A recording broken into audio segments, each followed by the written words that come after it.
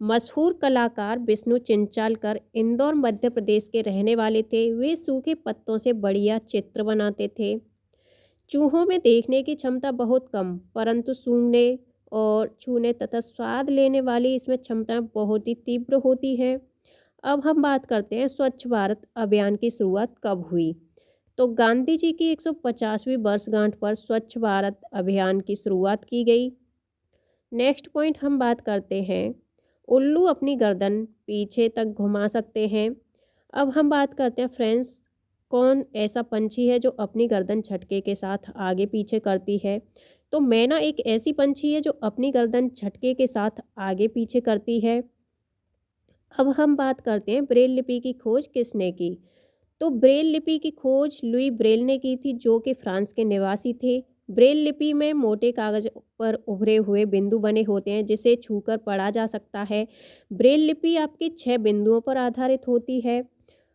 आधुनिक युग में जो ब्रेल लिपि है वो कंप्यूटर के द्वारा भी सीखी जा सकती है। अब हम बात करते हैं राजस्थान में जो घरों की बनावट है वो किस प्रकार की होती है। तो राजस्थान में बारिश बहुत कम होती है और खूब गर्मियाँ यहाँ पर पड़ती हैं। यहाँ के लोग मिट्टी के घरों में रहते हैं। घरों की दीवारें बहुत मोटी होती हैं और दीवारों को मिट्टी से लीप पोत कर सुंदर बनाया जाता है, एवं यहाँ की जो छतें हैं वो कटीली झाड़ियों की बनी होती हैं। अब हम बात करते हैं असम में घरों की बनावट कैसी होती है।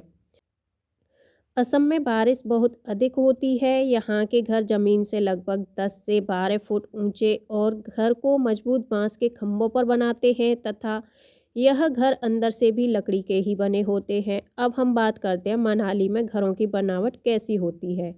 तो मनाली एक पहाड़ी इलाका है। यहाँ बारिश बहुत होती है और बर्फ़ भी बहुत पड़ती है। यहाँ के मकान पत्थर या लकड़ी से बने हुए होते हैं। अब हम बात करते हैं श्रीनगर में लोग चाय में इलायची और बादाम डालकर पीते हैं। वहाँ की चाय को कहवा कहा जाता है। टेपियोका एक प्रकार का फल है जो केरल में उबाल करके खाया जाता है। असम राज्य में बच्चे स्कूल कैसे जाते हैं। तो भारत में एक राज्य है असम, जहाँ पर बारिश बहुत होती है। यहाँ के बच्चे एक हाथ में किताब उठाते हैं और दूसरे हाथ में बांस को पकड़ते हैं और जल्दी जल्दी बांस और रस्सी से बने हुए पुल को ये पार करके स्कूल जाते हैं।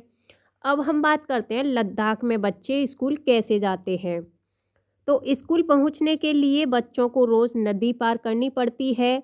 नदी के एक छोर से दूसरे छोर तक जाने के लिए मजबूत रस्सी होती है और रस्सी दोनों तरफ से भारी पत्थरों और पेड़ों से कसकर बंधी होती है। लकड़ी से बना एक झूला होता है जिसे ट्रॉली कहते हैं। ट्रॉली में 4-5 बच्चे एक साथ बैठ सकते हैं, तब ये स्कूल जाते हैं।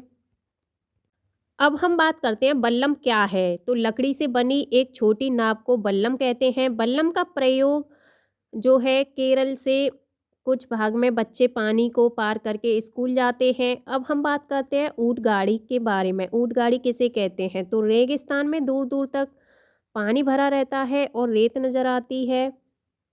तो हम बात करते हैं चींटी के बारे में। चींटियां चलते समय ज़मीन पर कुछ ऐसा छोड़ती हैं जिसे सूंघकर पीछे आने वाली चींटियों को रास्ता आसानी से मिल जाता है। इसीलिए हम लोग देखते हैं कि चींटियां हमेशा एक लंबी कतार में क्रमबद्ध तरीके से चलती रहती हैं। नेक्स्ट पॉइंट है हमारा मच्छर।